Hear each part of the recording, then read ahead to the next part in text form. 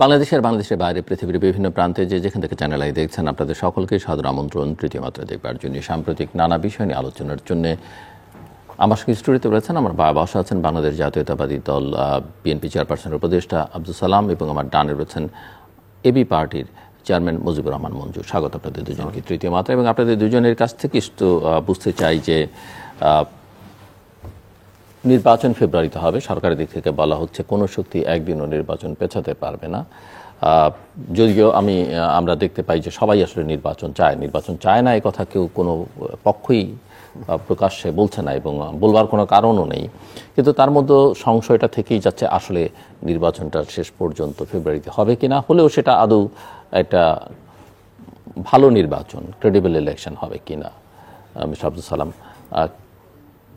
কি মনে করছেন আপনি? আপনাকে ধন্যবাদ এবং আমার সহকারী আলোচক বিজ্ঞ রাজনীতিবিদ এবি পার্টির প্রধান মঞ্জুর সাহেবকে ধন্যবাদ জানাই। যারা শুনছেন দেখছেন তাদেরকেও ধন্যবাদ। না, জাতি তো দীর্ঘদিনই প্রত্যাশা করতেছে নির্বাচন। সেই নির্বাচনের জন্য তো ফ্যাসিবাদের বিরুদ্ধে লড়াই করলাম একটা নির্বাচনের জন্য, যে একটা গ্রহণযোগ্য অংশগ্রহণমূলক একটা নির্বাচন। এবং সেই নির্বাচনটা মানুষ তো ভোট দিতে পারলো না বলেই তাকে ফ্যাসিস্টকে ক্ষমতা থেকে উৎখাত করা হলো। তো সেটা নিয়ে এই যে সংস্কার বলে যত সময়ক্ষেপণ হলো, এই সময়ক্ষেপণের মধ্য দিয়ে দেখা গেছে যে আস্তে আস্তে বিভিন্ন প্রবলেমগুলো, জটিলতাগুলো বেড়ে আসছে। এটা কোনো এত কিছু জটিলতার কোনো প্রয়োজন ছিল না। সবচেয়ে প্রয়োজন ছিল যে আমরা যেটা চাইছিলাম, যে একটা নিরপেক্ষ নির্বাচন হওয়ার জন্য একটা নিরপেক্ষ সরকার দরকার। তো নিরপেক্ষ সরকার তো হচ্ছিলই। এখন সেখানে মূল যে সংশোধনীগুলো দরকার ছিল সেটা হলো যে নির্বাচনকালীন যাতে সরকারকে কি আপনি নিরপেক্ষ মনে করেন? আর এই নিরপেক্ষ বলেই তো আনা হয়েছিল, আমরা সবাই তো সেভাবেই আনছি। না, মনে করেন কি না? এখন বিভিন্ন কারণে তো তার বিভিন্ন প্রশ্ন আসছেই তার বিরুদ্ধে। কিন্তু আমি বলছি, যখন আমরা আনছি সরকারটাকে, আমরাই তো আনছি, আমরা একমত হয়েই তো আনছি। এবং তখন তো স্বাভাবিকভাবে আমরা মনে করছিলাম যে নিরপেক্ষভাবেই এই সরকার ভূমিকা রাখবে এবং কোনোভাবেই কোনো পক্ষপাত দুষ্ট তারা হবে না। তারপরে যেটা বললাম যে এর পরপর যদি তারা মূল যে বিষয়টা ছিল যে দুইটা, একটা হলো যে নির্বাচনকালীন নিরপেক্ষ সরকার থাকবে এই প্রস্তাবটা, আর একটা যেটা ছিল যে পরপর যদি বেশি দিন থাকে তাহলে তার মধ্যে স্বৈরাচারের মনোভাব ডেভেলপ করে, কাজেই সেটার জন্য ছিল একটা তার মেয়াদ, অর্থাৎ 10 বছরের বেশি বা 2 টার্মের বেশি থাকতে পারবে না, এটা করা। এই ধরনের 2-3টা সংস্কার করেই যদি তারা নির্বাচনটায় চলে যেত তাহলে কিন্তু আজকের এত জটিলতা আসতো না।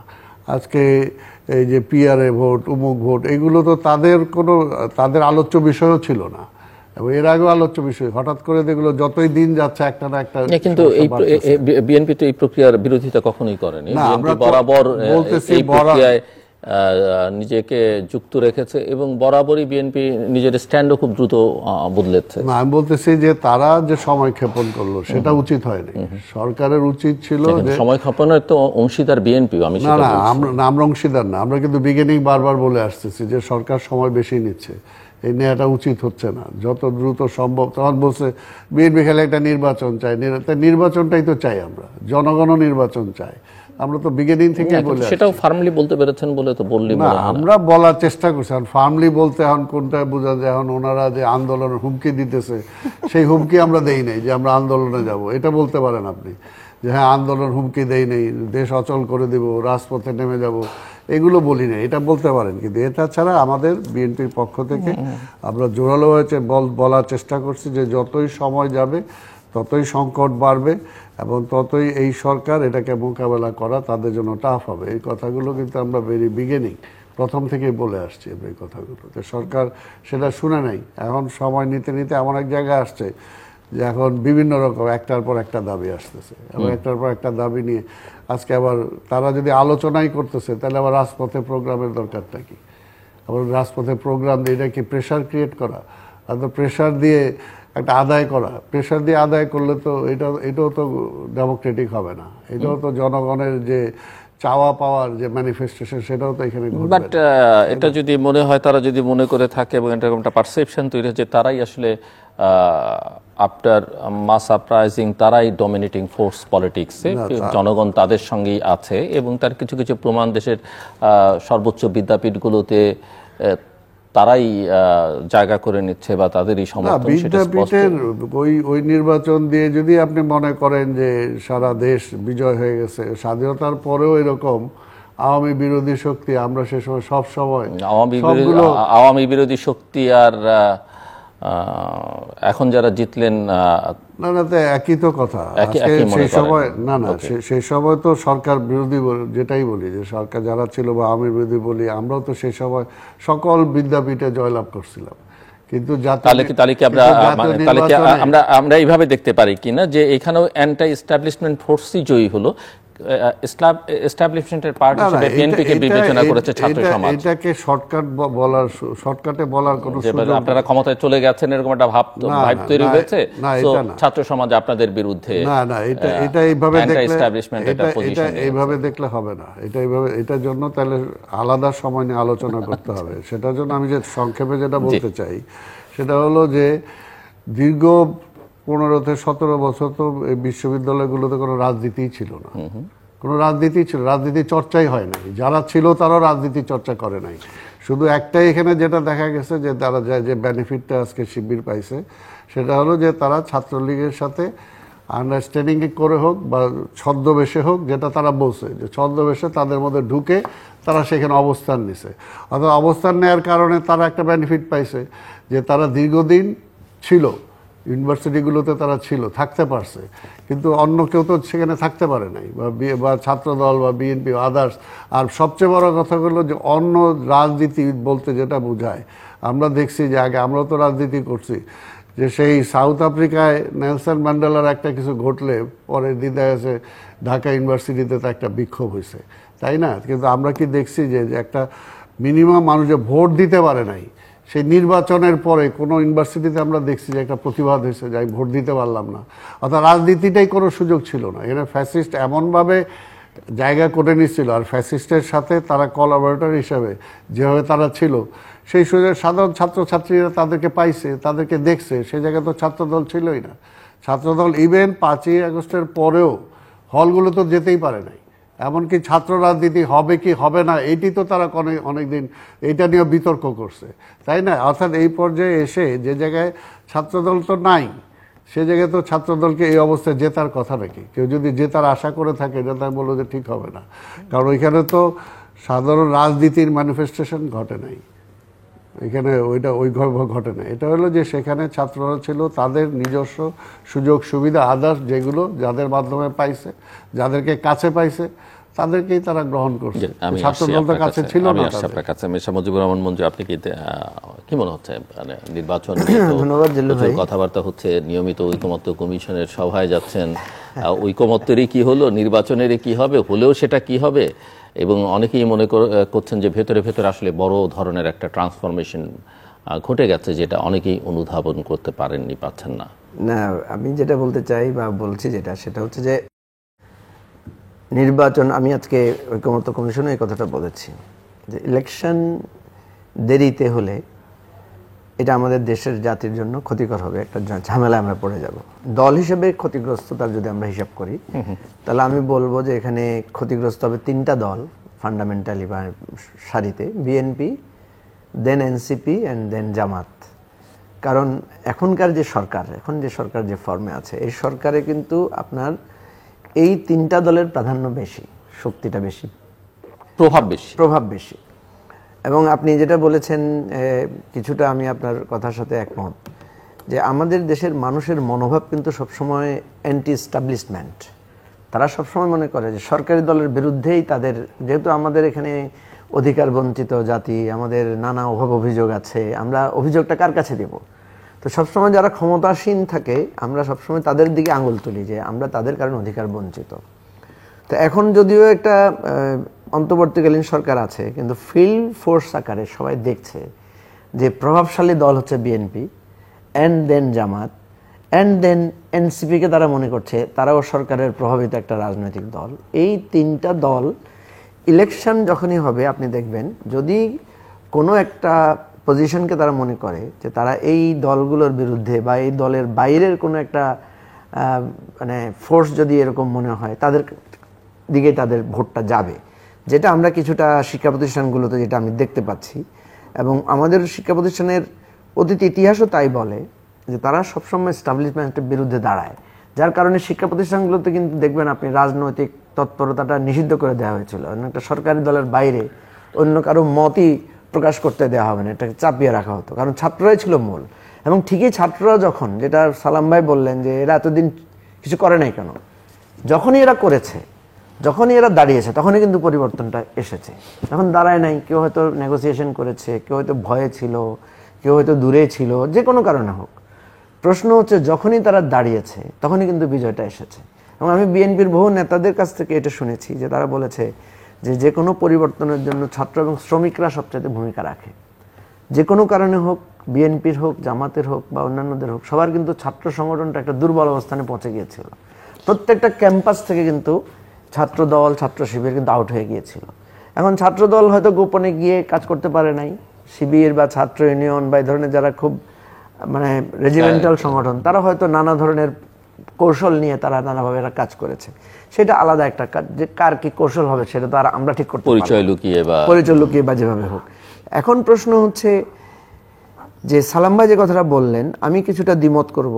যে প্রথম কথা হচ্ছে যে বিএনপি এত বড় একটা পরিবর্তনের পরে প্রথমে যদি নির্বাচনের কথা না বলে তারা যদি সংস্কারের কথা বলতো, তাহলে এতদিনে আমরা সংস্কার নির্বাচন দুইটা পেয়ে যেতাম। কিন্তু বিএনপি যখনই নির্বাচনের কথা বলেছে তখনই কিন্তু দেখা গেছে দুইটা মত তৈরি হয়েছে।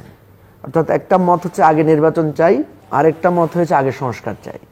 কিন্তু আমি এই প্রশ্নটা রাখলাম, আপনি কন্টিনিউ করেন। যারা সংস্কারের কথা বলেছেন তারা আসলে সংস্কারের ব্যাপারে কতটা আন্তরিক, সরকার বা যারা বলেছেন, নাকি তারা একটু সময় নেওয়ার জন্য, সময় ক্ষেপণের জন্য, বিলম্বিত নির্বাচন করে আসলে নিজেদের শক্তি সঞ্চয় করবার জন্য এই ন্যারেটিভগুলো বা রিটরিকগুলো?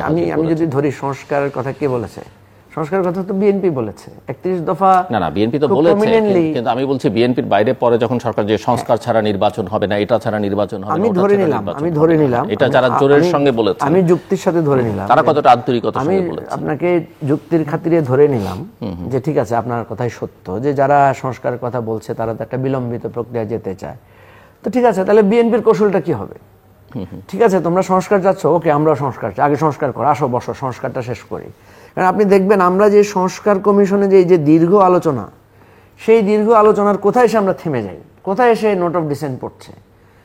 বিএনপি যদি সেটার সাথে একমত হয়ে যায়, যে সমস্ত আলোচনাগুলো হয়েছে, ধরুন আর্টিকেল 70 নিয়ে, তারপরে ধরেন প্রধানমন্ত্রীর মেয়াদ নিয়ে, রাষ্ট্রপতির ক্ষমতার ভারসাম্য নিয়ে, বিভিন্ন আপনার এই পিআর হবে উচ্চকক্ষের নিয়ে যে আলোচনাগুলো হয়েছে, এগুলো যে প্রস্তাবগুলো দিয়েছে সেগুলোর সাথে যদি বিএনপি একমত হয়ে যায় তাহলে তো সব হয়ে যেত এতদিনের সংস্কার। কিন্তু বিএনপিকে কেন বা এবি পার্টিকে কেন অন্যের সকল প্রস্তাবে একমত হতে হবে? খুবই সুন্দর কথা। প্রস্তাবগুলো তো এবি পার্টির অন্যান্য না, প্রস্তাবগুলো এই যে এখানে একটা ভুল ধারণা তৈরি হয়, প্রস্তাবগুলো দিয়েছে কারা? প্রস্তাবগুলো দিয়েছে ধরুন জাতীয় ঐকমত্য কমিশন। উনি এই প্রস্তাবগুলো পেয়েছেন কোথায়? উনি তো আপনি দেখবেন বিএনপির 31 দফাই কিন্তু প্রথম দফাতেই বলা হয়েছে সাংবিধানিক সংস্কার করা হয়। বিএনপির 31 দফাতে বলা হয়েছে প্রধানমন্ত্রী, রাষ্ট্রপতি, মন্ত্রী পরিষদ দেশের সাথে ক্ষমতার ভারসাম্য আনয়ন করা হবে। বিএনপির 31 দফাতে বলা হয়েছে দ্বিকক্ষ বিশিষ্ট সংসদের কথা। এখানে তো ঐকমত্য কমিশন নিজে থেকে কিছু তো বানিয়ে তৈরি করে এনে দেয় না। কথা হচ্ছে বিএনপির প্রস্তাবের মধ্যে স্পেসিফিকেশন ছিল না, দ্বিকক্ষ বিশিষ্ট পার্লামেন্ট হবে, কিভাবে হবে, কি হবে, এটা নাই, সেটাই এখানে এসেছে। তাহলে যেটাই এসেছে এটার সাথে আপনি একমত হলে, এখন আপনি হয়তো বলছেন যে আমি একমত, সব কথা একমত হইতে হবে কেন? এই কথাটা যদি আমিও বলি যে আপনার সব কথা আমার একমত হইতে হবে, তাহলে তো কেউ আমরা একমত হতে পারবো না। আমি যেটা বোঝাতে চাচ্ছি সেটা হচ্ছে যে যার যেটা, যেমন বিএনপির কাছে ইলেকশন গুরুত্বপূর্ণ, আমি বলবো যে আমার কাছে সংস্কার গুরুত্বপূর্ণ, হইতেই পারে, তাই না? কারণ আমি মনে করছি যে এই পদ্ধতির মধ্য দিয়ে যে পদ্ধতি আছে, এই পদ্ধতিতে তো বাংলাদেশ চলেছে, বাংলাদেশ এখানে তো ভালো কিছু করতে পারে নাই, আমরা কোনো সাফল্য তো পাই নাই। ফলে আমি সংস্কারের মধ্য দিয়ে যেতে চাই, আমি ইলেকশন চাই, বাট সংস্কারের পরে। বিএনপি ইমিডিয়েট ইলেকশন চাই, বিএনপিও যদি বলতো ঠিক আছে সংস্কার করেন, তাড়াতাড়ি করে ইলেকশন দেন, ইলেকশনের ব্যাপারে তো সবাই একমত। এই জায়গাটায় বিএনপির অবশ্যই বড় দল, তাদের একটা বিরাট প্রসেস আছে। আমি বলবো কৌশলগত যে ত্রুটিটা, যেটার কারণে আজকে দেরি হয়েছে, বিএনপি যদি এই কৌশলটা নিত, সে ফর এক্সাম্পল ধরুন আমি খেলছি, আপনি খেলছেন, আপনি বলছেন যে আমি এই মাঠে খেলবো, আপনি বলছেন না না আমি এই মাঠে খেলবো না, আপনি যদি ভালো প্লেয়ার হন, আপনি যদি মনে করেন খেলায় আপনার, আপনি আচ্ছা ঠিক আছে তোমার মাঠেই খেলবো, চলো তোমার মাঠে খেলেই আমি জিতবো, তাহলে কিন্তু ওই মাঠ কোনটা নিব এটা নিয়ে এত সময় যেত না, একটা না একটা মাঠে খেলতে আমরা চলে যেতে পারতাম। বিএনপির এই সংস্কার চাই না, নির্বাচন চাই, সংস্কারের এই আলোচনাগুলোকে আমার কাছে মনে হয়েছে এই দীর্ঘসূত্রিতার পেছনে বিএনপির একটা দায় আছে। আপনি যেটা বলেছেন দায় আছে কিনা, সালাম ভাই বলছেন যে দায় নাই, আমি এক্ষেত্রে বলবো যে বিএনপির দায় আছে। আমার কনক্রিট প্রশ্ন যেটা, যে আপনি কি ফেব্রুয়ারি মাসে নির্বাচন দেখছেন কিনা? এই যে আপনার ঐকমত্য কমিশন, তার ঐকমত্যের ভিত্তি, জুলাই সনদের আইনি প্রক্রিয়া নিশ্চিত করা বা একটা আইনি সমস্যা সমাধান করা, এগুলো করে একটা নির্বাচন দেখেন কেন? এবং আমার আরো মৌলিক প্রশ্ন, আদৌ সেটা নির্বাচন হবে কিনা? হ্যাঁ, ফেব্রুয়ারি মাসে নির্বাচন না হলে আমি খুব ভয়াবহ পরিস্থিতি দেখি, খুবই অশনি সংকেত দেখি। ফেব্রুয়ারি মাসে নির্বাচন হতে এবং যে কোনো রকমের একটা নির্বাচন হলেই হবে, এখানেই প্রশ্ন।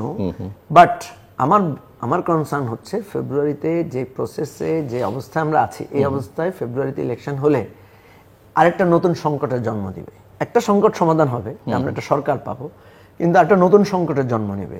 যে সংকটটা হচ্ছে যেটা আমাদের এখন আমরা যতটুকু ইউনাইটেড আছি সেটাকে নষ্ট করবে এবং জাতিগতভাবে আমরা সংকটে পড়বো।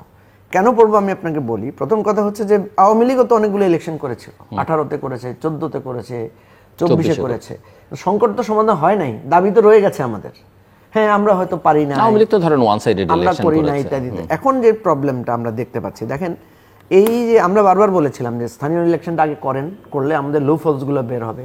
আমরা যখন ডাকসু, চাকসু, রাকসু, জাকসু দেখতে পাচ্ছি সব, সেখানে আমরা দেখছি লো ফলসগুলো কোথায় হচ্ছে।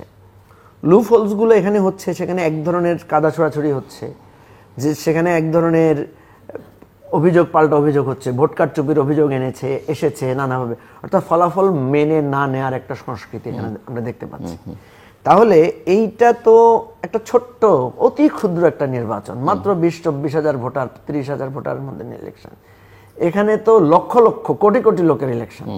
সেই জায়গায় যদি আমার এই মেনে না নেওয়ার সংস্কৃতি যদি আমরা কন্টিনিউ থাকে এবং ইলেকশন চালু হওয়ার পর থেকে যদি আমরা কেউ কুইট করি, যেমন আমি এখনো শুনতে পাচ্ছি বিভিন্ন জায়গায় ছাত্র সংসদে অনেকে কুইট করার কথা চিন্তা করছেন, তাহলে ইলেকশন ফেব্রুয়ারিতে হবে, কিন্তু আদৌ কি সেই ইলেকশনটা আমাদের সমাধানমূলক হবে?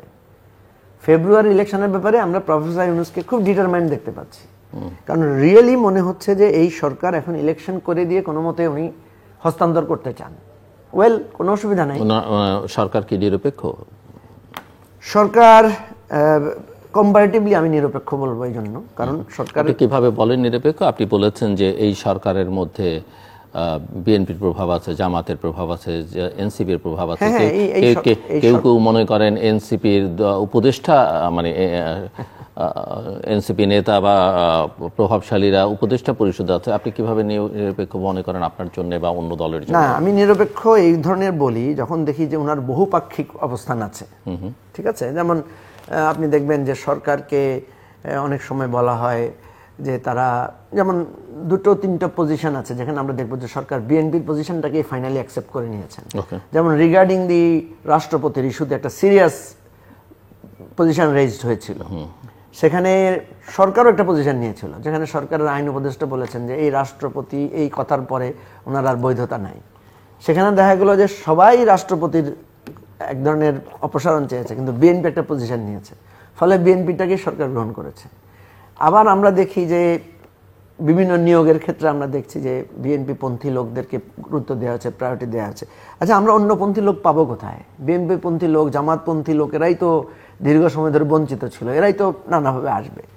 তো এখন আমি যদি এটাকে বায়াসনেস ধরি, তাহলে এটাকে আমি বলতে পারবো বায়াসনেস। আবার আমি যদি বলি যে না, এরা দীর্ঘদিন ধরে মানে বঞ্চিত ছিল, অবহেলিত ছিল, এদের যোগ্যতাকে মূল্যায়ন করা হয় না, তাহলে আমি এখানে বায়াসনেস দেখি না, আমি এইটাকে একটা কূটতর্ক মনে করি।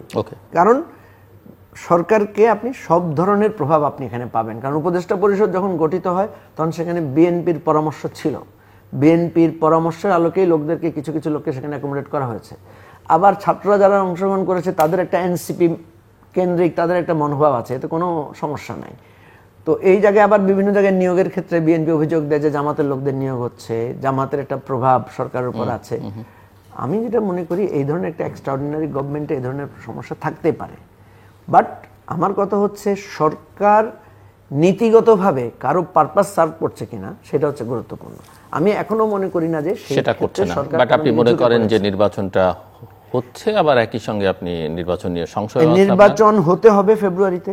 সংকট যেগুলো আছে, কেন সংশয়ের কথা বলছি, সংশয়গুলো যদি দূর করতে পারি তাহলে ইলেকশনটা ভালো হতে পারে, এটা আমার মানে কনসার্ন। আব্দুল সালাম। না, এখানে প্রথম অবশ্য সে বলছে যে আমরা সংস্কার চাই না, আবার পরে সে বলছে যে 31 দফাটা আমরাই আগে সংস্কার চাইছি।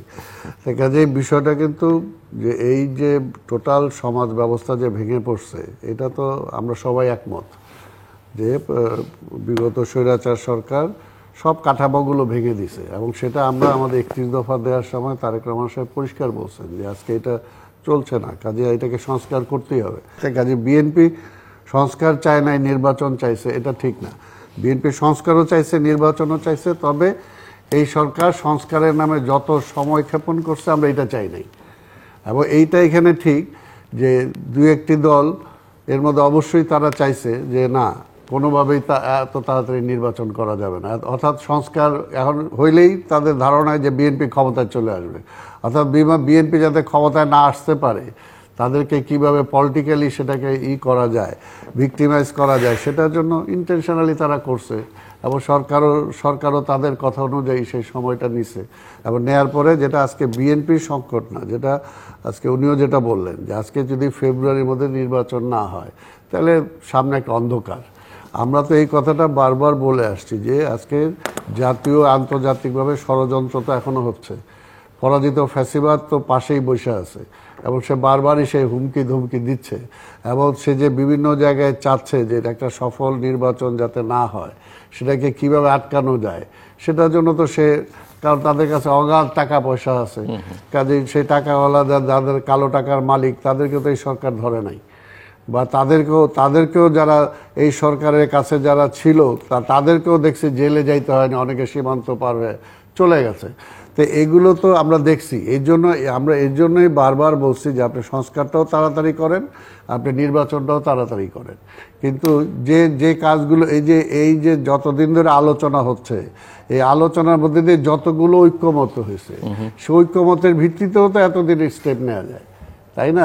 কাজেই যতই আমরা বলবো, যতই সময় দিব, ততই দেখা যাবে যে ওই যে বললাম যে একটার পর একটা ইস্যু আসবে। দেখেন আজকে আমরা এই সরকার যেটা বলছি যে আমরা এই সরকার আছি, কিন্তু পরবর্তী পর্যায়ে সরকার বিভিন্ন স্টেপের কারণে আমরা সমালোচনা করছি। কারণ সমালোচনা করলেও দেখেন 5ই আগস্টের পর থেকে তারেক রহমান সাহেবের যে সেই সময় যে ভূমিকা, তার বক্তব্য, তার দায়িত্ব, যদি বিএনপি সেই দায়িত্বটা পালন না করতো বা তারেক রহমান সেই দায়িত্বটা, আমরা তো বিএনপি তো ক্ষমতায় নাই, কিন্তু বিএনপি যদি সেভাবে জাতির সামনে সেভাবে উপস্থাপন না করতো তারেক রহমান সাহেব, তাহলে দেশটা তো ওই সময় অ্যানার্কির দিকে চলে যেত। আমরা তো সেটা চাই নাই। আমরা চাইছি দেশটা যাতে ক্ষতিগ্রস্ত না হয়, এবং সবচেয়ে বড় কথা যে গণতন্ত্রটা আমরা হারাই ফেলছি, এখন যত দ্রুত দেশটাকে একটা গণতান্ত্রিক প্রক্রিয়ার মধ্যে আমরা ফিরে আনতে পারি, এবং সেটা সবার জন্য মঙ্গল, সেটা সবার জন্য। যেমন আগেও যখন শেখ হাসিনা ক্ষমতায় ছিল তখনও বলছি যে গণতন্ত্রটা শুধু আজকে বিএনপির জন্য না, আজকে একসময় আওয়ামী লীগ ফিল করবে। আপনারা এখানেও বলছি যে আওয়ামী লীগও ফিল করবে যে গণতন্ত্রটা তার জন্যও দরকার, যেটা এখন সে বলতেছে। কিন্তু নিজে যখন ছিল তখন তো গণতন্ত্রের গলা টিপে ধরছে, গণতন্ত্রটাকে সে হত্যা করছে। তো এই জন্যই বলবো যে এখনও মনে হইতে পারে যে সব কিছু যে বিএনপির জন্যই দরকার, না, বিএনপির জন্য না, দেশের জন্য দরকার। নির্বাচনটা দেশের জন্য দরকার। এই জায়গায় যদি আমি আপনাকে একটু থামি যদি প্রশ্নটা এইভাবে করি যে গণতন্ত্র তো কোথাও না কোথাও শুরু করতে হবে, ভালোটা কাউকে না কাউকে শুরু করতে হবে, এবং সবাই যদি অতীত চর্চা করে সবাইকে বাইরে রাখার চেষ্টা করি, সমস্যার সমাধান কিন্তু হবে না। যেমন ধরেন যে জামাতের ইস্যুটা, বা আওয়ামী লীগ ক্ষমতার একেবারে শেষ প্রান্তে শেষ জামাতকে এক্সিকিউটিভ অর্ডারে ব্যান করলো, সেটা অনেকে পছন্দ করেননি, কিন্তু আওয়ামী লীগ তার স্বার্থে হয়তো সেটা করেছে। আমরা পরিবর্তনের পর যেটা দেখলাম 5ই আগস্টের পরে, যে বিএনপি নেতৃবৃন্দ প্রফেসর মোহাম্মদ ইউনূস তারা বলছেন কোনো রাজনৈতিক দলকে ব্যান করবার কোনো পরিকল্পনা, ইচ্ছে বা এই ধারণাকে তারা সমর্থন করে না। কিন্তু আওয়ামী লীগকে একটা পর্যায়ে এসে তার কার্যক্রমকে স্থগিত করা হলো, তার নিবন্ধনকে স্থগিত করা হলো। এবং তার ঠিক পরেই আমরা দেখলাম, পরের দিনে আমরা দেখলাম যে বিএনপির পক্ষ থেকে বলা হলো যে বিএনপি আসলে এটা চেয়েছে লিখিতভাবে 3 দিন আগে। আবার 2 দিন আগে বিএনপির একজন স্থায়ী কমিটির নেতার বক্তব্য যেটা দেখলাম, যে তিনি বলছেন যে জাতীয় পার্টি এবং 14 দলকে এক্সিকিউটিভ অর্ডারে বা কোনো রাজনৈতিক দলকে এক্সিকিউটিভ অর্ডারে ব্যান করার তারা সমর্থন করেন না, এটা আইনি প্রক্রিয়ায় হওয়া উচিত। নিঃসন্দেহে শুনতে খুবই ভালো কথা যে আইনি প্রক্রিয়া হওয়া উচিত এবং এটাই হওয়া উচিত। কিন্তু একই সময়ে তিনি বলছেন যে আওয়ামী লীগের ক্ষেত্রে এটা ঠিক আছে, কারণ আওয়ামী লীগ লুটপাট করেছে, আওয়ামী লীগ গুম গণহত্যার সঙ্গে যুক্ত ছিল, আওয়ামী লীগের ক্ষেত্রে এক্সিকিউটিভ অর্ডারটা ঠিক আছে। মানে আইন কি এক একজনের জন্য এক এক রকম হতে পারে কিনা? আইনের শাসনে বিশ্বাস করলে আপনি অভ্যুত্থান, এটা তো আইনের বাইরে, এটা এক ধরনের পরিস্থিতি, কিন্তু যখন আপনি একটা রাষ্ট্র চালাবেন তখন আপনি আইন মেনে চলতে চাইবেন, তখন এটা এক একজনের জন্য এক এক রকম হয় কিনা। এবং এই পরিস্থিতি আসলে দেশের আগামী দিনের ভবিষ্যতের রাজনীতির জন্য বা স্থিতিশীলতার জন্য বাংলাদেশের এটা কল্যাণকর কোনো সিদ্ধান্ত কিনা, সেটা আমি দুজনের কাছে গিয়ে বুঝতে চাই। আপনার কাছ থেকে একটু প্রথমে যে আলোচনাটা আপনি করছিলেন, যেটা হলো যে আইনটা তো সবার জন্য সমান, সেটা হলো ঠিক, কিন্তু আমরা তো সেটাই চাই যে আজকে যারা অপরাধ করছে, আপনি অপরাধীদের বিচার করেন, অপরাধীদের ইভেন বিচার সংগঠনও করলে সেটাকে আইনের মাধ্যমে অপরাধীদের বিচার করে। আইনি প্রক্রিয়া আজকে স্বাভাবিক, আজকে শেখ হাসিনা তো আজকে মনে করেন সে তো আর কোনো রাজনৈতিক দল ছিল না, এটা তো একটা ফ্যাসিস্ট হয়ে গেছিল। আমরা তো বারবার বলছি যে তুমি ডেমোক্রেটিক, সে তো ছিল না। অর্থাৎ আমরা তো হিটলারকেও দেখছি, হিটলার তো ডেমোক্রেটিক ওয়েতে ক্ষমতায় আসছিল, কিন্তু পরবর্তী পর্যায়ে তো সে মুসলিম ছিল না। তো শেখ হাসিনাও তাই, শেখ হাসিনাও তো তাই। কাজেই সেটা তো বিচার হইতে হবে, বিচার হইলেই তো তাদের হয়ে যায়। আমরা তো বিচারটাই চাই, আমরা তো বিচারটাই কিন্তু আমি বলছি যে ওই যে দলকে দল স্বাভাবিকভাবে নিষিদ্ধ করবার, সেই দলকে নিয়েই তো সে দলের পতাকা, দলের ব্যানার ব্যবহার করে আইনি প্রক্রিয়া না এক্সিকিউটিভ অর্ডারে না, আইনের মধ্যে দিয়ে তো সেটা আসে না, এটা তো আইনি প্রক্রিয়া হয় না, এক্সিকিউটিভ অর্ডারে সবকিছুই করা যায় আইনের। কথাটা আমরা পরিষ্কারভাবে বলি না কেন? আমি তো পরিষ্কারভাবে বলছি সবকিছু আইনের মাধ্যমে সম্ভব।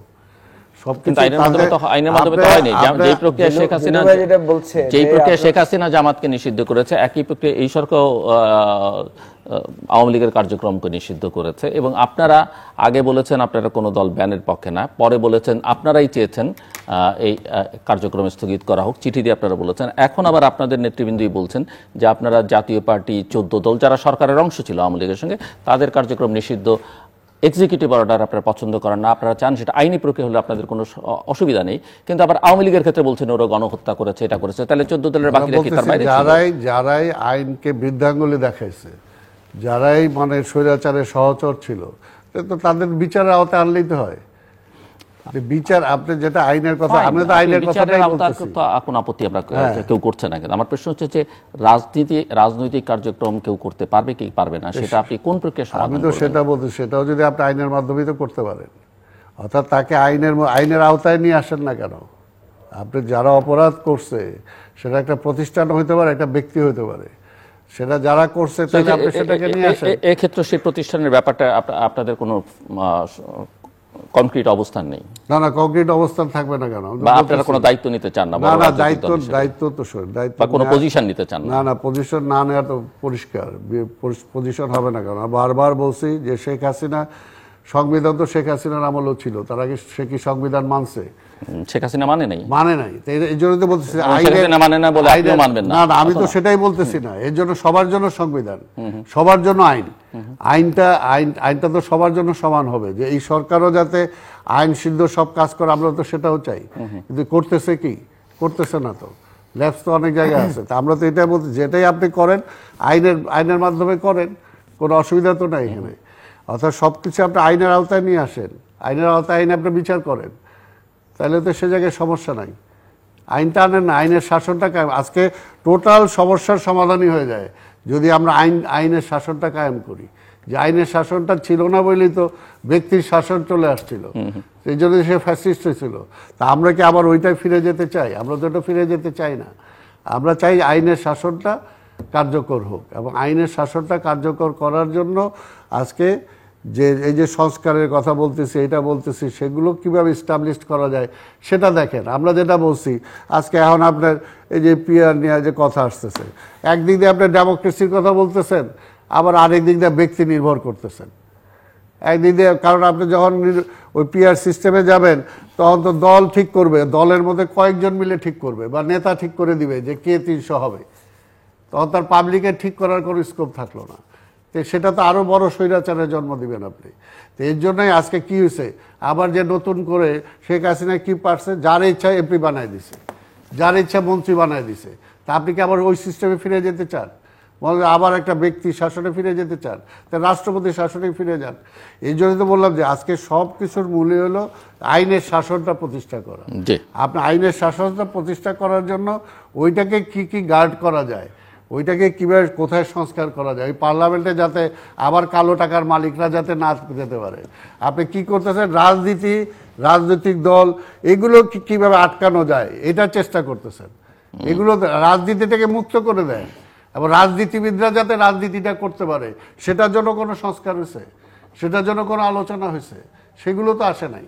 রাজনীতিটাই আপনাকে পরিষ্কার করতেছে না, পরিচ্ছন্ন করতেছে না, এটাকে আরও কীভাবে মানে ধূম্র জালের মধ্যে নিয়ে আসা যায় সেটার জন্য চেষ্টা করে। অত আজকে স্বাধীনতার পরে এত বছর যদি রাজনীতিটা হইতো, রাজনীতির চর্চাটা হইতো, গণতান্ত্রিক চর্চাটা হইতো, তাহলে তার শেখ হাসিনার জন্ম হইতো না। তা আজকে কি আবার আপনি তো একদিকে শেখ হাসিনা বলতেছেন স্বৈরাচার পাল্টাইতে চাই, আবার আরেক দিকে আপনার ওই সিস্টেম আইনা আবার আরেকটা স্বৈরাচারী প্রতিষ্ঠা করতে চাচ্ছেন। এটা তো এই জন্য বলতে যেটাই আপনি করেন আইনের শাসনটা কায়েম করেন। মিস্টার মুজিবুর রহমান মঞ্জুর, আমি আপনার প্রশ্নটা বুঝতে পেরেছি। যে প্রথম কথা হচ্ছে যে আমরা কি দেখতে পাচ্ছি, যেমন বিএনপি বলছে যে আমরা কোনো দল নিষিদ্ধের পক্ষে না, কিন্তু যখনই কোনো মিছিল হয় আওয়ামী লীগের, আপনি দেখেন ওই মিছিলের উপরে কারা অ্যাটাক করছে, বেসিক্যালি দেখবেন বিএনপি এবং জামাতের লোকেরাই প্রধান। কোথাও কোথাও হয়তো এনসিপি বা এটা হতে পারে, বা জনগণের নামে বিভিন্ন জন যাচ্ছে। তাহলে এবং এটা আবার ক্রেডিট হচ্ছে যে আমরাই প্রথম প্রতিরোধ করেছি। তাহলে আপনি একটা লোকের অধিকার চান আবার প্রতিরোধও করছেন, তাহলে এটা কিন্তু কন্ট্রাডিক্টরি।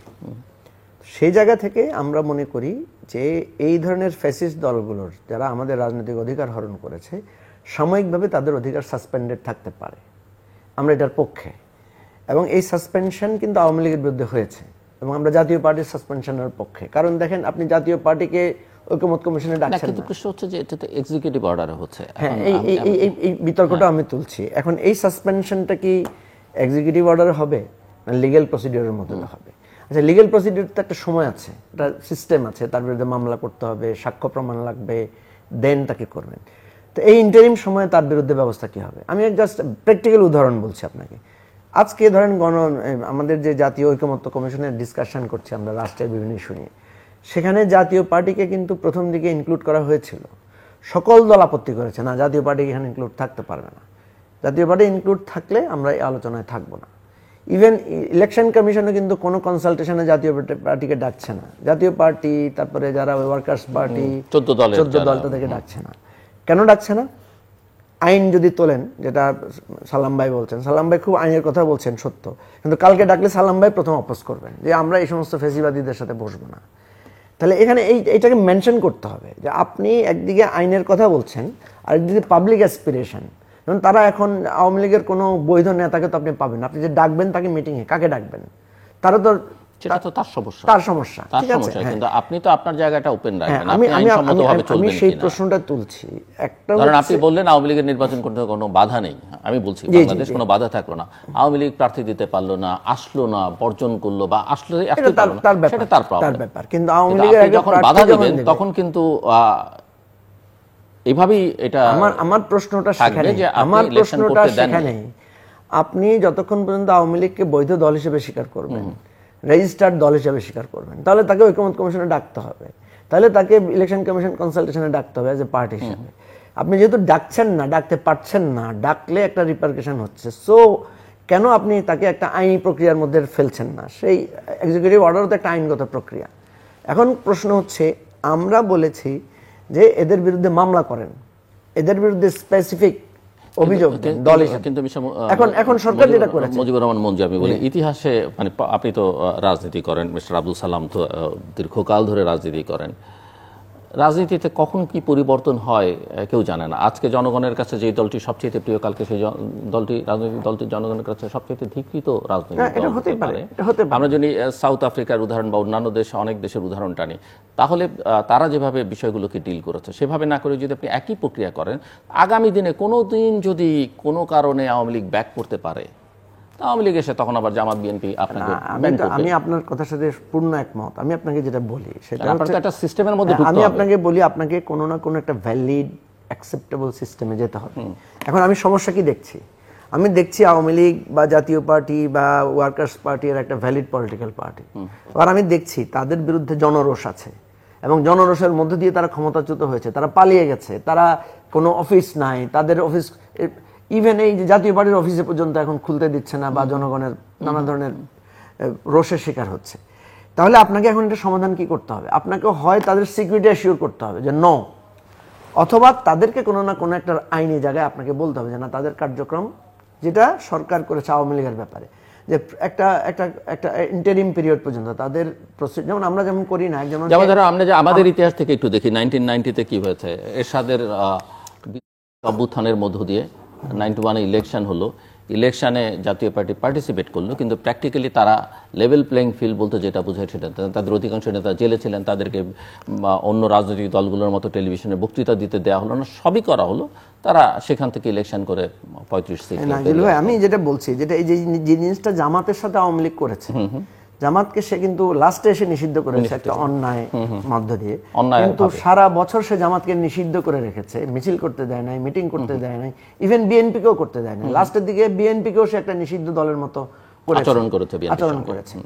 ঠিক সেমটা না করার পক্ষে আমরা বলছি, আপনি তাকে এক্সিকিউটিভ অর্ডারের বিপক্ষে ছিলাম আমরা, সরকার যদিও বলছে তারা এক্সিকিউটিভ অর্ডার করে নাই, তারা আইনটাকে সংশোধন করেছে, যে আমাদের যেই মানে আইসিটি অ্যাক্ট আছে সেখানে বলেছে যেই দলের বিরুদ্ধে একটা বিচার চলবে, বিচার চলাকালীন সময় সেই দলটার কার্যক্রম নিষিদ্ধ থাকবে। দলের বিরুদ্ধে কোনো বিচার না চলছে না, দলের বিরুদ্ধে তারা বলেছে, যেহেতু দলের প্রধান, যেহেতু তাদের দলের প্রধানের ইন্ডিভিজুয়াল, দলের প্রধানের বিরুদ্ধে বিচার আর দলের বিরুদ্ধে বিচার এক নয়। আমি আপনাকে বলছি সেই প্রশ্ন তোলা যায়, কিন্তু আমি যেটা বলছি, আমি কিন্তু বারবার বলছি যে এখানে কিন্তু যেটা আওয়ামী লীগ করেছে, নিষিদ্ধ না করে নিষিদ্ধের মতো ব্যবহার করেছে, এই সরকার সেটা যাতে না করে, সে নিষিদ্ধ করেই নিষিদ্ধের মতো ব্যবহার করুক। আওয়ামী লীগ বৈধ, জাতীয় পার্টি বৈধ, কিন্তু জাতীয় পার্টির অফিসে আপনি আগুন লাগাই দিবেন, পোড়াই দিবেন, এরপর অ্যাকশন নেবেন না, তাহলে তো আরো খারাপ সেটা। সেই জন্য বলছি, কোনো না কোনো ফরম্যাটে এসে আপনি যেই, আপনার তো একটা যুক্তি তো আছে নিশ্চয়ই, আপনি কেন তাকে ঐক্যমত্য কমিশনে ডাকছেন না? আপনি যে কোনো একটা যুক্তি তো আছে, যে কোনো কারণে তাকে আপনি ইলেকশন কমিশন কনসালটেশনে ডাকছেন না, সেই যুক্তিতে আপনি তার কার্যক্রমটা স্থগিত রাখেন। স্থগিত রাখলে দুইটা কাজ হবে, সেটা হচ্ছে এই যে ধরেন এখন আওয়ামী লীগের লোকেরা মিছিল করছে, মানুষ গিয়ে অ্যাটাক করছে, তো মানুষ যুক্তিটা পাচ্ছে কোথায়? সে একটা অবৈধ দল, ঠিক আছে, মানুষ তাকে করতে পারছে। এখন আপনি যখন তাকে বৈধ দলও দিবেন, আবার মানুষ অ্যাটাক করলে তাকে সেফও করবেন না, তাহলে তো আর সরকার আর থাকে না। সেই জায়গা থেকে আমরা বলছি এই অহেতুক বিতর্কতে আমরা না গিয়ে আমরা বলছি একটা আইনি কার্যক্রম কাঠামোর মধ্যে আপনি আনেন। জাতীয় পার্টি বলেন, ওয়ার্কার্স পার্টি বলেন, যারাই বলেন, যাদের বিরুদ্ধে আমাদের গণতান্ত্রিক ব্যবস্থা নস্যাৎ করার সুস্পষ্ট অভিযোগ আছে, তাদেরকে কোনো না কোনো আইনি কাঠামোতে এনে তাদের কার্যক্রমটা নিষিদ্ধ রাখেন। আমরা একজন মানুষকে বিরুদ্ধে যখন অভিযোগ ওঠে তাকে গ্রেফতার করি না, তার তার তার বেসিক রাইটস, তার ফান্ডামেন্টাল রাইটস তো কিছু সময়ের জন্য হলেও সাসপেন্ডেড থাকে। এমনও বহু ঘটনা, হয়তো অজস্র ঘটনা আছে, সে দোষী না, কিন্তু তাকে 2 মাস জেল খেটেছে, 3 মাসে ডিটেইন থাকতে হয়েছে।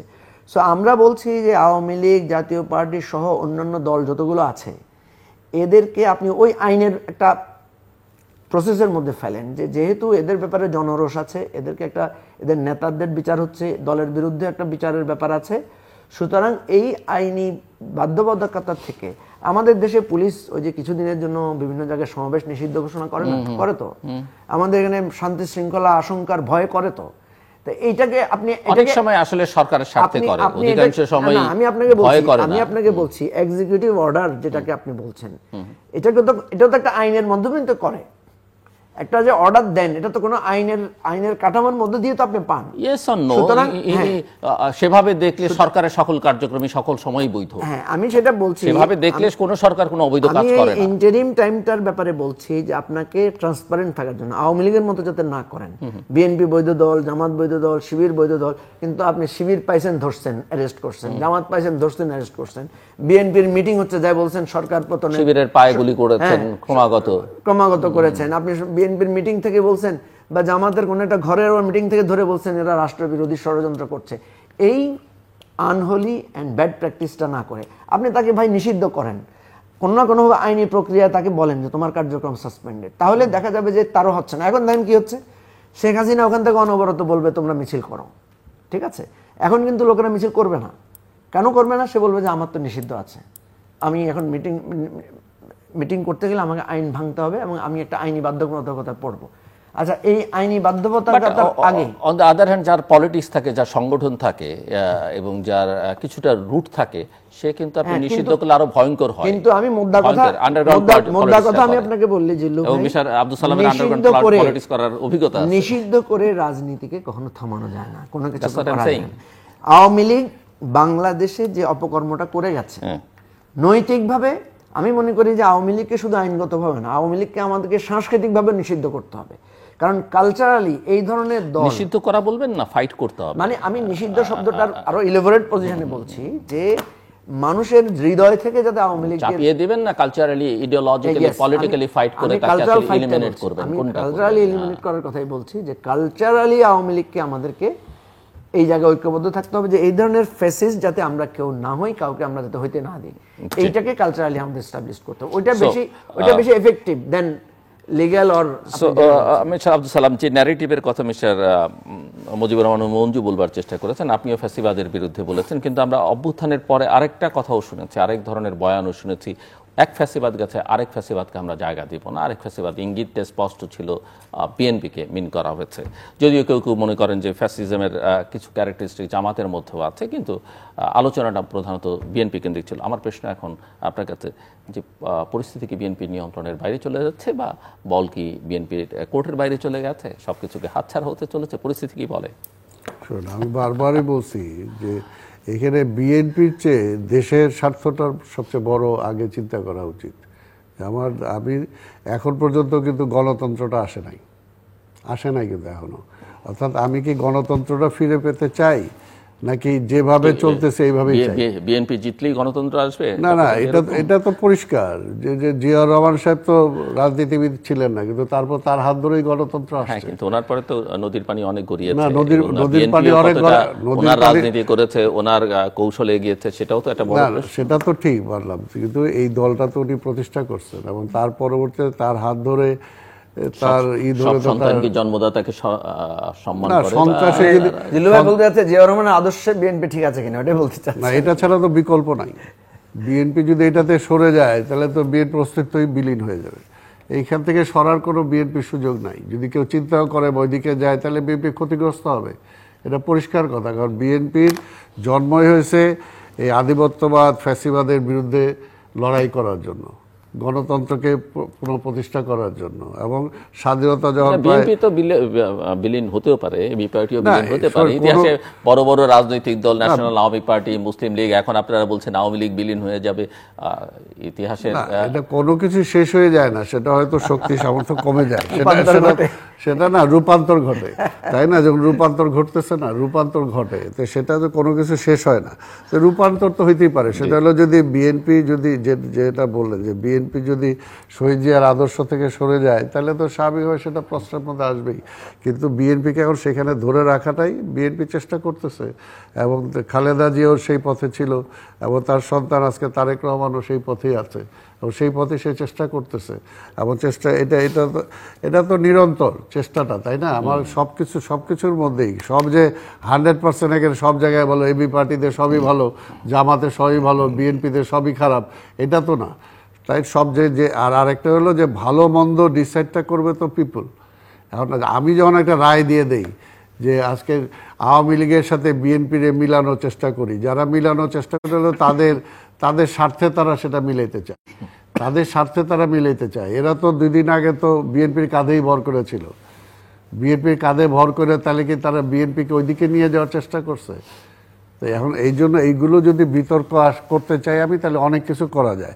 এখন সবচেয়ে বড় কথা যেটা বলবো যে দেশের স্বার্থটা চিন্তা করা উচিত। এখন দেশের স্বার্থটা চিন্তা করে এখন বিএনপি জিতবে না কে জিতবে, আর এখন একে ডাকসু বা জাকসু সব পায়ে গেছে তারাই সব জিতে যাবে, তো অসুবিধাটা কি? নির্বাচনটা হোক না কেন? তাহলে নির্বাচনটা আবার আমি কেন পিছাইতে চাই বা বলতেছি এই প্রক্রিয়া ছাড়া নির্বাচন হবে না, হতে দেব না? তো এইটা বলা মানে কি? একদিক দিয়ে আমি ডায়লগ করতেছি, আন্দোলন করতেছি, এখন জানি না এবি পার্টিও সেটার সাথে আছে কিনা। আবার আরেক দিন আবার মাঠে কর্মসূচি দিয়ে আবার সেটাকে প্রেশারাইজ করতে চাচ্ছি। যদি প্রেশারাইজ করে কোন দিকে নিয়ে যেতে চাই দেশটাকে? এখন কি আমরা গণতন্ত্রটা ফিরে পেতে চাই, নাকি আবার সেই প্রসেসেই চলুক এক ব্যক্তি বা সিলেক্টেড কিছু ব্যক্তির শাসন চলুক, যেটা শেখ হাসিনা চালানোর জন্য চেষ্টা করছে?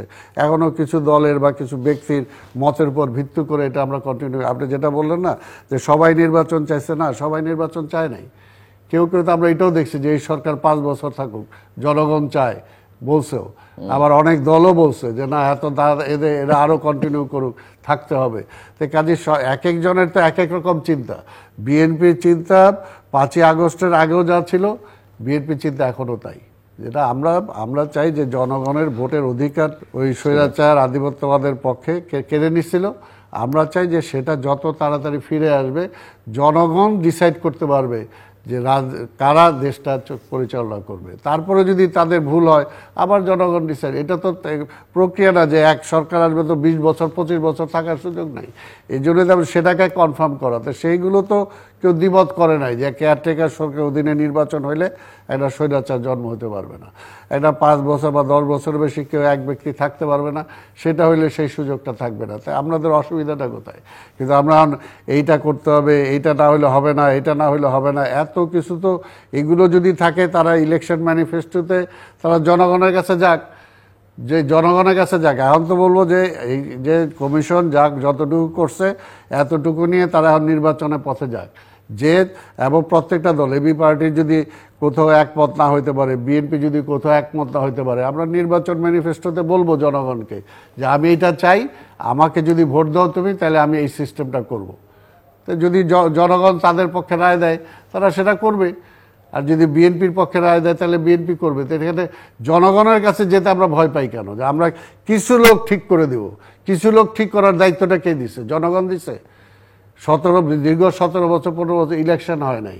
সেখানে এখন যদি আপনি যদি আবার সে আগের চিন্তা করতে চান, তাহলে তো সবাই আমি আবার ওই পুরনো প্রশ্নে ফেরত যে, তাহলে এই সিদ্ধান্ত কে দিল যে কে নির্বাচন করবে কে করবে না? জনগণ কি সেই সিদ্ধান্ত দিয়েছে? বা এই যে এখন আপনারা বলছেন জনগণের এই আকাঙ্ক্ষা ওই আকাঙ্ক্ষা, কিভাবে আমরা বুঝবো এই আকাঙ্ক্ষা? জনগণ তো আন্দোলন শুরু করেছে, মানে ছাত্ররা আন্দোলন শুরু করেছে চাকরিতে কোটা প্রথার বিরুদ্ধে, বৈষম্যের বিরুদ্ধে। একটা সময় এসে সবাই মাঠে নেমেছে যে এই স্বৈর শাসককে যেতে হবে। That's it. মানুষ আর কোথাও কোনো আওয়াজ তো ছিল না। তার মানে কি বিচ্ছিন্নভাবে এবি পার্টি, বিএনপি বিভিন্ন সময় বিভিন্ন দাবি করেছে, কিন্তু আপনার এই সংস্কার, ওনার ওই আকাঙ্ক্ষা, এগুলো সারা দেশের জনগণ কি এগুলো কোথাও প্রকাশ করেছে যে আমি এটা সমর্থন করি বা আমি এটার পক্ষে আছি? আমি তো আপনার কথার সাথে একমত, দ্বিমত করি না। আমি তো ওই কথাটাই বলতেছি যে সেজন্যই তো বলছি জনগণকে সিদ্ধান্ত নিতে দেন না জাতীয় পার্টির রাজনীতি করবে কি করবে না। আমি এর জন্য তো সিদ্ধান্ত করতে দেন না যে 14 দল। আমি তো এর জন্যই বলতেছি যে আপনি একা একা করবেন কেন? আমি তো তাহলে ওই কথাটা তো আমি বলতেছি যে আপনি এর জন্য, যেটা আমরা বলছি যে আপনি নির্বাচনটা কেন দেরি করলেন, কেন আপনি নির্বাচনটা দিলেন না? আপনি জনগণ একবার প্রত্যাখ্যান করেছে, আরেকবার অফিশিয়ালি অফিশিয়ালি করতো, সেটার জন্য তো আমরা বলছি। এর জন্যই যখন আমরা ওইটা বলছি তখন বলছে বিএনপি তাড়াতাড়ি নির্বাচন চায়। আমরা তো জনগণের সেই রাইটাই চাইছি। আমরা বলছি আপনি দেরি করলেন কেন? এর আগে তো 90 দিনের মধ্যে নির্বাচন হয়েছে। শাহাবুদ্দিন সাহেব করছে না, প্রথমে 3 মাস বলে পরে যৌক্তিক সময় বলেছেন, তারপরে ডিসেম্বর। না এটা তো বারবার সেটাই না এটা তো বারবার, এর জন্য তো বিএনপি কে সবাই দোষারোপ করছে, তাই না? আজকে মঞ্জুর সাহেবও তো বলার জন্য চেষ্টা করলো যে বিএনপি নির্বাচনের উপর জোর দিচ্ছে, সংস্কারে জোর না দিয়ে। আমরা তো বলছি যে কি হবে না হবে পিপুলসকে ডিসাইড করতে দেন। তবে দুইটা জিনিস যেটা আমরা চাইছি সেটা হলো যে যেহেতু কেয়ারটেকার গভর্নমেন্টের অধীনে নির্বাচনটা হোক, এটা আমরা কনফার্ম করতে চাইছি, নাহলে স্বৈরাচার আসবেই। এটা তো কেয়ারটেকার গভর্নমেন্ট না, এটা বলতেছি, কিন্তু কেয়ারটেকারের বিলটা তো পাস হয়েছে। বিলটা হ্যাঁ বিলটা আগে ছিল তাই না? হাইকোর্টে সেটা আছে, এখন হাইকোর্টে তো আসছে। সুপ্রিম কোর্টে হাইকোর্টে যেটাই ইয়ে হচ্ছে, অর্থাৎ আমরা তো ওইটাই চাইছি যে ওইটা করে আপনি নির্বাচনে যান। এখন সেটা যদি সুপ্রিম কোর্ট রায় দিয়ে দেয় যে কেয়ারটেকার গভর্নমেন্ট সংবিধানে আবার ফেরত আসলো আগের মতো, কি হ্যাঁ, হবে? সেটাই তখন কি আমরা হবে? তো সেটাই চাই। তার মানে এই সরকার অধীনে আপনি নির্বাচন চান না, ওই সরকারের অধীনে? না না, তত্ত্বাবধায়ক আমরা সরকারের অধীনে। কেয়ারটেক অর্থাৎ এই সরকার আমরা তো আনছিলাম ওই কারণে, যদি শাহাবুদ্দিন সাহেব আসছিল না, শাহাবুদ্দিন সাহেবও তো আসছিল, সরকার ইন্টারিম সরকার আসছে না, নির্বাচন করে গেছে না, কোনো অসুবিধা হয়েছে? অসুবিধা তো হয় নাই। এই সরকারও যদি আইসা এই এত কিছু তার জাল বিস্তার না করতো, এইটা করতে হবে ওইটা করতে হবে, রাজনীতিবিদদের ছোট করতে হবে, রাজনৈতিক দলগুলোকে হেয় প্রতিপন্ন আমি করতে আসছি হবে, আপনার কাছে। অর্থাৎ রাজনীতিবিদরা সব ফেল করছে, তাই না, 50 বছরে কিছুই হয় নাই, তারা সব করে ফেলবে, এগুলো বলে এখন কোথায় আসছে তারা? এখন কোথায় তারা আসছে যে 2 বছর হয়ে যাবে কিছুদিনের মধ্যে, তারা কতটুকু কি করতে? এর জন্য আমরা বারবার আপনার ওই কথাই ফিরে আসছি যে আমরা তো ওইটাই চাইছি, আমরা ওইটাই চাইছি যে জনগণের ভোটিং রাইটটা আপনি দেন, জনগণ ঠিক করুক কি করবে কি করবে না, আপনি কেন ঠিক করতে যান? জি, আপনি কেন চাপায় দিতে চান? আমি আসছি আপনার কাছে। আমরা শেষের দিকে just mister Mujibur Rahman Manju 2 minute closing রিমার্কসের জন্য। না, যে কথাটা তুলেছেন খুবই গুরুত্বপূর্ণ। প্রথম কথা হচ্ছে যে এই সরকারের পতনটা যদি একটা নির্বাচনের মধ্যে দিয়ে হতো, যেটা আমাদের আছে, এক সরকারের পরিবর্তন হয় নির্বাচনের মধ্যে দিয়ে, তাহলে আমরা একটা নির্বাচনের মধ্যে দিয়ে সমাধান করতে পারতাম। যেহেতু নির্বাচনের মধ্য দিয়ে হয় নাই, আপনি যেটা প্রশ্ন তুলেছেন এই প্রশ্ন তোলাই যায় যে জনগণ আমি বাংলাদেশের ইতিহাস থেকে উদাহরণ হ্যাঁ, দিয়েছি, 90 এর উদাহরণ জনগণ দিয়েছি। যদি আপনি বলেন যে রাস্তায় যারা নেমে এসেছিল তারা তো কেউ বলে না যে নির্বাচন চাই, কেউ বলে না যে সংস্কার চাই, কেউ বলে না যে কোটা, কিন্তু এই সরকারের সময় তো 300টার মতো আন্দোলন হয়েছে নানা দাবি নিয়ে, তারাও তো জনগণ, তাদেরও তো বক্তব্য ছিল। তা সে কি নির্বাচন চেয়েছে? না, তার বৈষম্যের অবসান চেয়েছে। তাহলে আমরা যদি দেখি যে আমরা এখন সবাই যদি জনগণের কথা বলি, আমি যদি বলি যে জনগণ নির্বাচন চায়, আমি যদি বলি জনগণ সংস্কার চায়, আমি যদি প্রফেসর বলি ইউনূস বলেন জনগণ আমাকে চায়, জনগণ আমাকে 5 বছরের জন্য চায়, তাহলে জনগণ কি চায়? আমাকে তো জনগণের কাছে যেতে হবে। সেই চাওয়াটা কি একটা সাধারণ নির্বাচন, সেটা কি একটা স্থানীয় সরকার নির্বাচন, না সেটা একটা গণভোট? সবগুলোই তো নির্বাচন। এখন সমস্যা হচ্ছে যখন গণভোটের কথা বলছেন তখন আবার একটা পক্ষ রাজি হচ্ছে না, যারা বলছেন যে জনগণের কাছে যাই। তো জনগণের কাছে আপনি গণভোট নিয়ে যান, জনগণ কি চায়? সংস্কার আগে চায় না নির্বাচন চায়? আমরা তো এটা তো রাজি আছি যেটা চান। এখন যখন আপনি চান যে একটা জাতীয় নির্বাচন, তখন আবার কেউ কেউ বলছে যে না, আমরা এই ফ্রেমওয়ার্কের মধ্যে দিয়ে জাতীয় নির্বাচন চাই না, কারণ এই ফ্রেমওয়ার্কের মধ্যে দিয়ে নির্বাচন আসলে আবার একটা ফ্যাসিবাদ আসবে। সেই ফ্রেমওয়ার্কে যেই ক্ষমতায় আসুক, আপনি তো দেখেছেন ছাত্ররা দায়িত্ব নিয়েছে না, ছাত্রদের ইমেজ কি বেড়েছে না কমেছে? কমেছে। এই ফ্রেমওয়ার্কের মধ্যে গেলে হবে। সবাই বলে বিএনপি চাঁদাবাজি করেছে, সন্ত্রাস করেছে। আরে ভাই, বিএনপির জায়গায় আমি থাকলে আমার বিরুদ্ধে একই অভিযোগ আসতো, কারণ এই ফ্রেমওয়ার্কের মধ্যে আপনি চাঁদাবাজ হতে বাধ্য। আপনি যদি, যেহেতু ঘাটে ঘাটে চাঁদাবাজির জায়গা আওয়ামী লীগ পালিয়ে গেছে, এই ফিল ইন দ্য ব্ল্যাঙ্কস এটা ফিল করবে কে? যার ক্ষমতা আছে সেই তো করবে। এই ক্ষমতা যদি আজকে এনসিপির থাকে, এনসিপির বিরুদ্ধে চাঁদাবাজির অভিযোগ উঠবে। এটা যদি এবি পার্টি থাকে, এবি পার্টির বিরুদ্ধে উঠবে। এটা বিএনপি করেছে বলে বিএনপির বিরুদ্ধে উঠেছে। প্রশ্ন হচ্ছে, আপনি ওই সিস্টেমের মধ্যে যদি একটা ইলেকশন করে থাকেন, তাহলে আপনি জাস্ট আওয়ামী লীগকে রিপ্লেস করলেন বিএনপি দিয়ে। আর আপনি যদি সংস্কার করে রিপ্লেস করেন, যেমন আমরা যেটা এখন করেছি যে 5-10 বছরের বেশি থাকবে না, যেমন আমরা বলেছি যে প্রেসিডেন্ট নিয়োগগুলো কমিটির মধ্যে দিয়ে হবে, আপনি দেখবেন এটা একটা ডিফারেন্ট সিনারিও আপনি পাবেন। আপনি আগের মতো বিএনপি চাইলেও ফ্যাসিবাদ হইতে পারবে না, তাকে একটু সময় নিতে হবে। সেই জন্যই এই সংস্কারটার ব্যাপার আমি তো এটাতে রাজি আছি যে জনগণের কাছে যান, জনগণকে এখনই নির্বাচন না চায় না সংস্কার করে নির্বাচন চায়, আপনি গণভোট দেন, তাহলে আপনি জনগণের রায়টা পেয়ে যাবেন। আপনি যদি জনগণের কাছে জানতে চান যে জনগণ ঠিক আছে, আপনারা বলেন যে আপনারা কি চান, আপনারা কি এই আন্দোলন শুধু হাসিনার পরিবর্তনের জন্য চেয়েছেন, একটা ইলেকশনের জন্য চেয়েছেন, না দেশটা বদলে যাক চেয়েছেন? দেন না গণভোট, তাহলে তো মানুষ বলবে। সুতরাং এইটা যখন আপনি আবার নিতে চাইবেন না, তখনই তো প্রশ্নটা আসবে আপনি আসলে জনগণের রায় চান কিনা। আপনি শুধু আপনার সুবিধার যেটা সেটাই রায় চান, তাহলে এই সুবিধার জন্য তো আরেকজনও চাইতে পারে। এই জন্যই বলছি যে আমাদের মধ্যে একটা সমঝোতামূলক জায়গা লাগবে, যে ভাই সংস্কারও একটা মানুষের চাওয়া আছে, নির্বাচনটাও চাওয়া আছে, দুটাকেই আমরা অ্যাকোমোডেট করতে পারি কিনা। ধন্যবাদ। দুটাকে অ্যাকোমোডেট করলে এই সমস্যাটা। Abdul Salam, just 1-1.5 minute please. না, এখানে কিন্তু মুন্নু সাহেব একবার একটা বললো, আবার ওইটাকে কন্ট্রাডিক্ট করলো। কথা হলো সংস্কার সবাই চাইছে, কারণ কোন সংস্কারটা? সেটা হলো যে যাতে আরেকটা ফ্যাসিবাদ না হইতে পারে। ফ্যাসিবাদ না হইতে পারে তার মানে জবাবদিহিতার সরকার। আগের সরকার তো জবাবদিহিতা ছিল না। কাজে যদি আমি কেয়ারটেকার সরকার অধীনে নির্বাচন করে 5 বছর পর পর আমাকে নির্বাচনে যেতে হবে, এটা যদি ম্যান্ডেটরি থাকে তাহলে তো এর ফ্যাসিবাদের জন্ম হওয়ার কোনো সুযোগ নাই, কোনো সুযোগই নাই। না, এই সরকারের জন্ম তো কেয়ারটেকার মধ্যে দিয়ে হয়েছে, আওয়ামী লীগের কেয়ারটেকার মধ্যে দিয়ে না আসছে না, না কিন্তু ক্ষমতায়? এই সরকার তো কেয়ারটেকার বাতিল করে দিয়ে তারপর তো সে পুরো আগের জায়গায় ফিরে আসে। সেটাই তো হয়ে যে বাতিল করবেন না।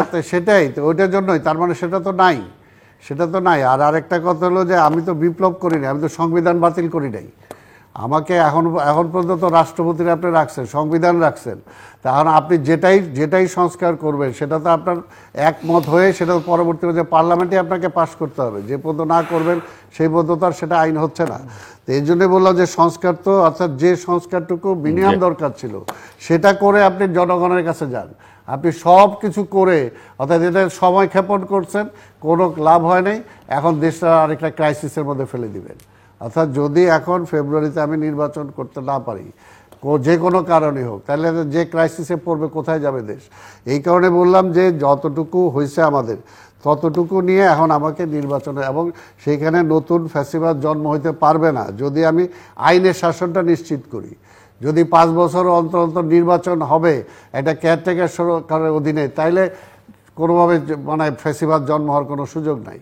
কারণ আমি থেকে নির্বাচন করতে পারবো না, আমাকে আর নির্বাচিত হওয়ার সুযোগ নাই। কাজে এইটুকু হইলে, আর আরেকটা হলো যে এর আগে যে আলোচনাটা হলো সবচেয়ে বড়, সেটা দরকার যে একটা কালচারাল একটা রেগুলেশন, হোল জাতির আজকে নীতি নৈতিকতার যে অবক্ষয় হয়েছে সবকিছুর মূলে আজকে কোথাও কি কোনো ভালো কিছু আছে? সব জায়গায় পছন্দ রয়ে গেছে। সেটার জন্য তো সেই জায়গায় আমাদেরকে যেতে হবে, এবং সেটার জন্য এখন ইমিডিয়েটলি আমি সব পারবো না। এখন সেটার জন্য আমার জনগণের রায় নিয়ে আমাকে আগে গণতন্ত্রটা ফিরে আনতে হবে, তারপরে বাকিটা। অনুষ্ঠানের শেষ প্রান্তে আমরা সামাজিক যোগাযোগ মাধ্যম ফেসবুক, এক্স এবং ইউটিউবে তৃতীয়মাত্র লাইভ স্ট্রিম হচ্ছে, আপনারা দেখতে পারেন। টেলিভিশনের পর্দায় দেখতে না পারলে যে কোনো সময় যে কোনো স্থান থেকে ইউটিউবে তৃতীয়মাত্র চ্যানেলটি সাবস্ক্রাইব করে পুরোনো পর্বগুলো আপনারা দেখতে পারেন। মিস্টার মুজিবুর রহমান মঞ্জু এবং মিস্টার আব্দুল সালাম, অসংখ্য ধন্যবাদ এই আলোচনা শোনার জন্য। দর্শক, বাংলাদেশে যেটা দরকার সেটা হচ্ছে যে এই যে সংস্কারের কথা বলছে অন্য কিছু, আমাদের একটা স্থায়ী ব্যবস্থা দরকার, এবং সেটা শুধু সংবিধানে সন্নিবেশিত করলেই হবে না। কারণ শেখ হাসিনাও সংবিধানে সন্নিবেশিত করেছিলেন যে অনির্বাচিত কোনো সরকার বাংলাদেশের কখনোই আসবেন না। এই টেবিলে বসে আওয়ামী লীগের নেতারা বেশ জোরের গলায় বলেছেন, সেটা তারা স্থায়ীভাবে বন্ধ করে দিয়েছেন। কিন্তু আসলে এভাবে কাগজে কলমে সংবিধান দিয়ে কোনো কিছু বন্ধ করা যায় না, যতক্ষণ না সংস্কার, এই যে সংস্কারের কথা আমরা আলোচনা করছি, সেটা আমাদের মনস্তত্ত্বে না ঘটাতে পারি। এবং ধরি মাছ না ছুঁই পানি মার্কা রাজনীতি দিয়েও আসলে বাংলাদেশের বর্তমান সংকট সমাধান করা সম্ভব না। নির্বাচনকে ঘিরে সংকটটা ঘনীভূত হচ্ছে, এটা অনেকে বুঝতেও চাইছেন না, অনেকে আবার বোঝার চেষ্টা করেও এড়িয়ে যাবার চেষ্টা করছেন। কিন্তু সংকট কিন্তু বাংলাদেশের সামনে বড় আছে। নির্বাচন আদৌ হবে কিনা, হলে সেটা একটা অর্থবহ নির্বাচন হবে কিনা, নির্বাচনের পরে যদি অর্থবহ নির্বাচন না হয় এবং সেখানে যদি সকলের অংশগ্রহণ বা জনগণের অংশগ্রহণ যথাযথভাবে না থাকে, যে সংকটের মধ্যে বাংলাদেশ আছে, নির্বাচিত সরকার, সেটা বিএনপি বা জামাত বা তাদের মিত্ররা যেই ক্ষমতায় আসুক না কেন, কী ধরনের পরিস্থিতির মধ্যে বাংলাদেশ পড়বে, সেটা অভ্যন্তরীণ কারণে, আঞ্চলিক কারণে এবং বৈশ্বিক কারণে, সেটাও ভাববার বিষয়। এবং এই সমস্ত বিষয় মাথায় রেখে আসলে কাউকে নিশ্চিহ্ন করবার যে রাজনীতি বিগত সরকার দীর্ঘকাল ধরে করেছে, সেই রাজনৈতিক প্রক্রিয়া অব্যাহত রাখাটাও কতটা সমীচীন হবে বা যৌক্তিক হবে, সেটা মাথায় রাখা দরকার। মূল কথা হচ্ছে যে জনগণের ক্ষমতা জনগণের হাতে ফিরিয়ে দেওয়া এবং জনগণকেই সিদ্ধান্ত গ্রহণ করতে দেয়া, রাজনৈতিক প্রক্রিয়া, অর্থনৈতিক প্রক্রিয়া, উন্নয়ন প্রক্রিয়া জনগণের অংশগ্রহণকে নিশ্চিত করাই মূল কাজ হওয়া উচিত। আমরা মনে করি, আমি অন্তত আমার কাছে অনেক সময় মনে হয়, ভুল বোঝার কোনো কারণে আপনারা ভুল বোঝার চেষ্টা করবেন না। সেই জায়গা থেকে বাংলাদেশের বর্তমান সরকার এবং প্রধান রাজনৈতিক দলগুলো এখনও অনেক দূরে। আমাদের সঙ্গে থাকবার জন্য অসংখ্য ধন্যবাদ, আপনাদের সবার জন্য শুভকামনা।